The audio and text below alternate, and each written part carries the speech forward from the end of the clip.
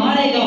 جب بندہ مرتا ہے تو اس وقت بندہ مومن جب فوت ہو رہا ہوتا ہے تو بندہ مومن کی روح خوش ہو رہی ہوتی ہے اور وہ خود روتا ہوا جاتا ہے. جب پیدا ہوا تھا تب وہ خود آتے وقت رویا تھا. آج اس کی روح نکالی گئی تو اس کے لیے سارا جہان، اس کے گھر والے، اس کے سارے رو رہے ہیں اور وہ خود خوش ہے.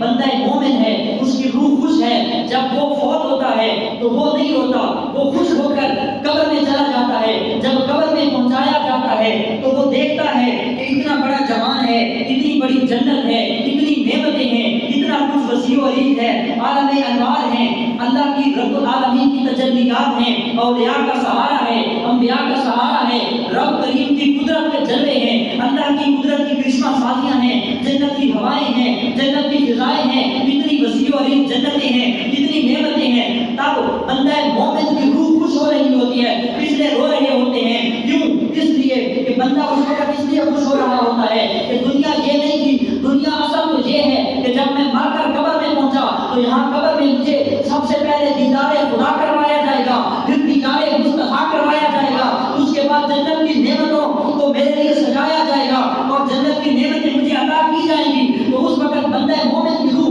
خوش ہو رہی ہوتی ہے اور وہ کہہ رہا ہوتا ہے کہ ارے تم نے رونا ہے تو رو، مجھے تو اللہ کریم نے دنیا کے قید خانے سے نجات دے کر میرے لیے موت کو تحفہ بنا کر اللہ نے اپنے انوار و تجلیات کا ظہور پیدا کیا.